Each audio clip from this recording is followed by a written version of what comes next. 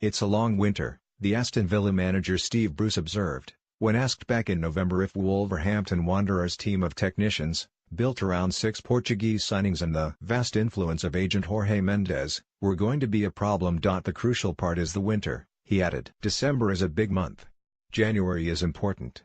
Well, those dark nights certainly didn't impede a side who will celebrate promotion to the Premier League today after rivals Fulham could only draw last night at home to Brentford. By February, Wolves were 15 points clear at the top of the Championship. None of the usual stereotypes about cold weather and Iberian Peninsula players have applied. The gamble the club have taken to rejoin the top flight, spending vast sums on transfer fees and wages, despite modest £5.4 million gate receipts and £3.4 million sponsorship revenue, has paid off. Had the Mendes orchestrated bid for a seat at the top flight failed, the club would have felt the financial consequences of breaching the Football League's Financial Fair Play rules, FFP, and a fire sale of players may have followed. But even though Wolves are running up greater losses than the league's limit, which is £39 million over 3 seasons, a fine will be a drop in the vast ocean of Premier League wealth by the time it comes. Just ask Leicester City. They had already won the Premier League and been on a beautiful voyage deep into the Champions League by the time they were hit with a Football League fine for breaching FFP breach in their 2013-14 promotion season.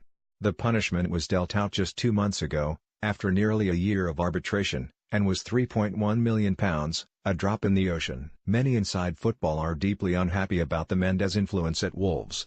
Leeds United owner Andrea Radrizzani described it as not legal and fair after Wolves won 3-0 at Elland Road in March. He complained about letting one team be owned by a fund whom his shares in the biggest players' agency with evident benefits. Yet at least one of the elite this summer.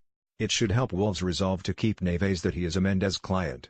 So, among many others in the squad, is Willy Boly, the on-loan Porto defender who some in the Black Country view as the club's best defender in decades. But manager Nuno Espirito Santo, Mendes' first client, has done most to delight Wolves' multi-billionaire Chinese owners Fosun, who were introduced to the club by Mendes and have taken a 20% share in his Justifute agency.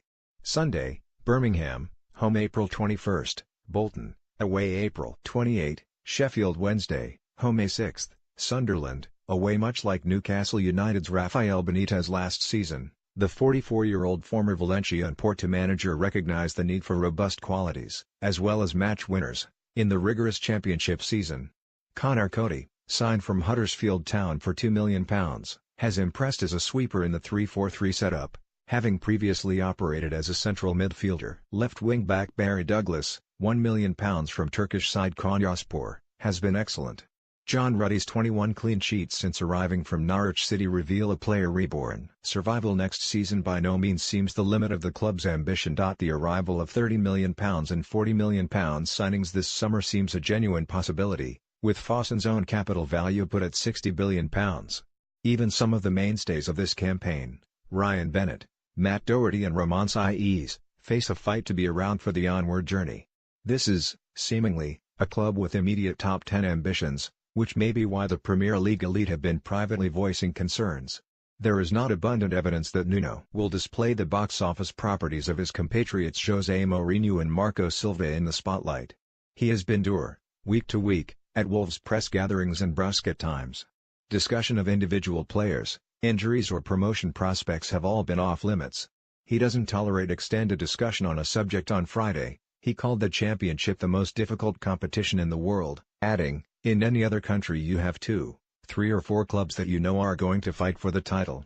Even the teams that are relegated from the Premier League, the parachute money gives you a big advantage." Of course, Nuno didn't admit that Wolves have had distinct advantages of their own. His club are already preparing to put them to even greater use.